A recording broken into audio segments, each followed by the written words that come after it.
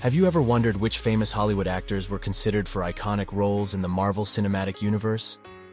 Believe it or not, some of your favorite characters could have been portrayed by completely different actors. The casting process for these beloved characters was far from straightforward. So, let's take a trip down memory lane and explore some of the actors who were once considered for major MCU roles.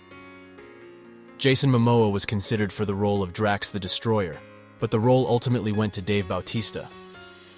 Rachel McAdams was considered for the role of Pepper Potts, but the role ultimately went to Gwyneth Paltrow. Emily Blunt was considered for the role of Black Widow, but the role ultimately went to Scarlett Johansson. Tom Cruise was considered for the role of Iron Man, but the role ultimately went to Robert Downey Jr. Saoirse Ronan was in talks for the role of Scarlet Witch, but the role ultimately went to Elizabeth Olsen.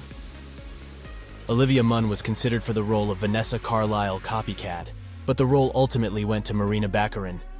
David Duchovny was considered for the role of Hulk, but the role ultimately went to Eric Bana.